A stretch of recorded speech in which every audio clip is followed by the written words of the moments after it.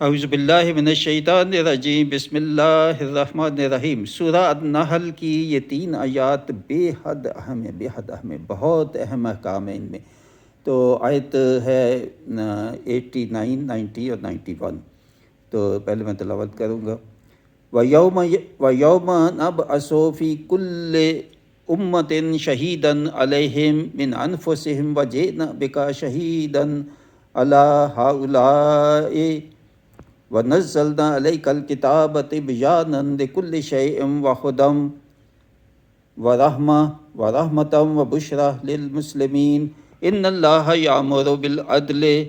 وَالْإِحْسَانِ وَإِيتَاءِ ذِي الْقُرْبَىٰ وَيَنْهَىٰ عَنِ الْفَحْشَاءِ وَالْمُنكَرِ وَالْبَغْيِ يَعِظُكُمْ لَعَلَّكُمْ تَذَكَّرُونَ وَأَوْفُوا بِعَهْدِ اللَّهِ إِذَا عَاهَدتُّمْ وَلَا تَنقُضُوا الْأَيْمَانَ بَعْدَ تَوْكِيدِهَا وَقَدْ جَعَلْتُمُ اللَّهَ عَلَيْكُمْ كَفِيلًا إِنَّ اللَّهَ يَعْلَمُ مَا تَفْعَلُونَ۔ اس کا ترجمہ: اور جس دن ہم ہر گروہ میں سے ایک گواہ انہی میں سے اٹھائیں گے کہ ان پر گواہی دے، اور اے محبوب تم ان سب پر شاہد بنا کر لائیں گے، اور ہم نے تم پر یہ قرآن اتارا کہ ہر چیز کا روشن بیان ہے، اور ہدایت ہے اور رحمت ہے اور بشارت ہے مسلمانوں کے لیے۔ بے شک اللہ حکم فرماتا ہے انصاف اور نیکی کا، اور رشتہ داروں کے ساتھ حقوق ان کو دینے کا، اور منع فرماتا ہے بے حیائی سے اور بری بات سے اور سرکشی سے۔ تمہیں نصیحت فرماتا ہے کہ تم دیہانت کرو اور اللہ کا عہد پورا کرو۔ اگر اس عہد کو یا قول کو باندھو اور قسمیں مضبوط کر کے پھر اس کو نہ توڑو، عہد جو اللہ تعالیٰ سے کیا ہے، اور تم اللہ تعالیٰ کو اپنے اوپر ضامن کر چکے ہو یہ عہد کر کے، بے شک اللہ تمہارے کام جانتا ہے۔ جب یہ آخر میں ایسی آیات آتی ہے نا، ان اللہ یعلم ما تفعلون، اور اس جیسی، اور ان کو میں نے شارٹ ورسز کے الگ میرے 17 میرے بیان ہیں یوٹیوب پہ، ان کو شارٹ ورسز بہت اہم ہیں۔ تو اس ایسی آیات کا مطلب بڑی سخت تنبیہ ہے یہاں،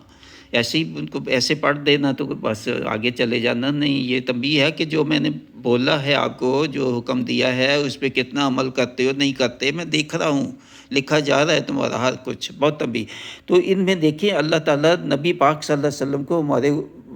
لیے شاہد بلائیں گے کہ بتاؤ کس نے نیکی کی، کس نے برائی کی، کس نے گناہ کیے، کس نے قرآن کے احکام پہ عمل کیا، کس نے نہیں کیا۔ تو نبی پاک صلی اللہ علیہ وسلم تو شہادت دیں گے، جو حقیقت ہے اسی کے مطابق ہی دیں گے۔ اگر ہم نے کوشش کی، نیکی کی، اور جن کا آگے بیان ہوا ہے کہ نیکیاں کیا ہے اور برائی جو بتایا ہے اس سے بچنے کی کوشش کی، تو پھر ہی نبی پاک صلی اللہ علیہ وسلم ویسے ہی شہادت دے کے۔ تو نبی پاک صلی اللہ علیہ وسلم کے سامنے بری شہادت سے بچنے کا ایک ہی حل ہے، وہ یہ کہ جس کا بیان کیا ہے پورے قرآن میں، اور خاص طور پہ ان آیات جو آگے ہیں ان پہ عمل کرو، تاکہ نبی پاک صلی اللہ علیہ وسلم سچی ہمارے لیے شہادت دیں، اور سچی ہی دیں گے۔ تو وہ جو ہے پھر اللہ تعالیٰ کہتا ہے، حکم فرماتا ہے کیا؟ انصاف کرو ہر کسی کے ساتھ، دشمن ہے، آپ کا دوست ہے، آپ کے والدین ہیں، آپ کے رشتہ دار ہیں، آپ کے پڑوسی ہیں، آپ کے تجارت میں ساتھی ہیں، کوئی بھی ہیں، سب کے ساتھ انصاف کا کرو کام۔ تجارت ہے تو انصاف کرو، کسی کے حقوق پہ غصب نہ کرو، ڈاکہ نہ ڈالو، چوری، کرپشن، لوٹ کھسوٹ، دوسروں کے مال کے نگاہ نہ رکھو، یہ سب انصاف میں آتا ہے۔ اور حلال رزق جو ہے وہ بھی انصاف میں آتا ہے۔ اور نیکی کرو، سب لوگوں دوسروں کے ساتھ نیکی کر سلسلہ رکھو، ان پہ احسان کرو، اور خاص طور پہ رشتہ داروں کا ذکر ہے کہ ان کے حقوق دو، صلہ رحمی جو ہے اس کا یہاں تاکید کی گئی کہ رشتہ داروں سے منقطع نہ کرو تعلق، ان کے حقوق دو، ان کے ساتھ اچھا برتاؤ کرو۔ اور پھر شدید سختی سے منع کروایا بے حیائی سے، فحاشی سے، بے حیائی سے، یہ کبھی نہ کرنا۔ اور بری بات، جو بھی بری بات، مطلب جو بھی قرآن مجید میں احکام سے منع کیا ہے وہ سب بری بات ہے۔ اور سرکشی سے باز رہنا۔ سرکشی وہ ہے کہ گناہ کرتے بھی جاؤ اور گناہوں پہ شرمندہ بھی نہ ہو، اور گناہوں کو تسلیم کر کے سچی توبہ بھی نہ کرو اور مسلسل یہی رویہ ہو، وہ ہیں سرکش۔ اور وہی انہی لوگوں کو جو ہے وہ بتایا کہ وہ شیطان کے بھائی ہیں، اور طاغوت انہی کو کہا گیا ہے، ایسے سرکشوں کو جو اجتماعی ظلم کرتے ہیں لوگوں پہ۔ ان کو اختیار دیا ہے عوام کے اوپر، لوگوں کے اوپر حکومت دی، مگر انہوں نے لوگوں پہ ظلم کیے اور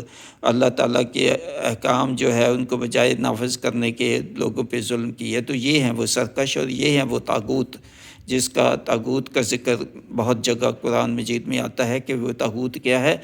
شیطان کے بھائی ہیں، اور شیطان سے کے دوست ہیں۔ وہ اللہ کے دوست بننے کی بجائے انہوں نے شیطان کو اپنا دوست بنایا، وہ ہیں جن کو طاغوت کہا۔ اور تمہیں نصیحت اللہ تعالیٰ فرماتا ہے کہ دھیان کرو۔ دھیان کیا کرو؟ کہ اس کے احکام جو بتائے جاتے ہیں قرآن مجید میں ہیں اور یہ آیات میں ہے،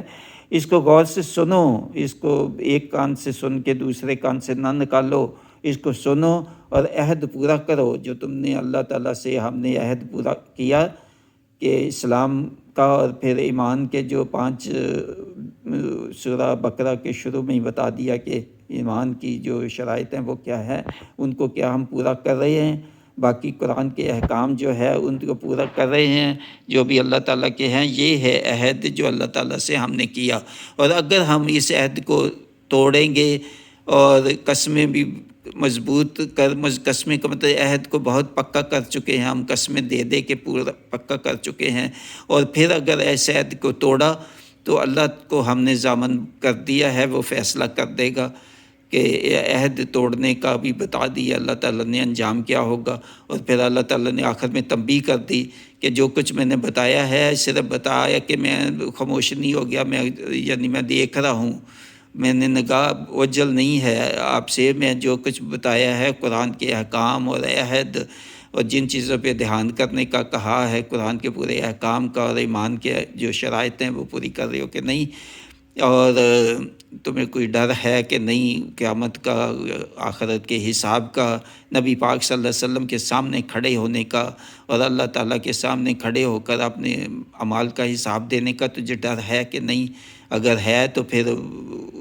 اس ڈر کے مطابق زندگی گزارو، اللہ تعالیٰ کے احکام جو ہے ان کے مطابق زندگی گزارو، اللہ تعالیٰ کی حدود کے مطابق زندگی گزارو، اور گزارو گے یا نہیں گزارو، ان اللہ یعلم ما تفعلون، میں اللہ تعالیٰ کہتا ہے میں سب دیکھ رہا ہوں، میں تمہیں دیکھ رہا ہوں، تمہارا حساب لکھا جا رہا ہے۔ یہ اس غلط فہمی میں نہ رہنا کہ کوئی چیز اللہ تعالیٰ کی نگاہ سے اوجھل ہے، ہر وقت وہ دیکھ رہا ہے، ہر وقت سن رہا ہے، اور لکھے جا رہے ہیں تمہارے اعمال۔ وَمَا عَلَيْنَا إِلَّا الْبَلَاغُ مُبَشِّرًا وَنَذِيرًا۔ السلام۔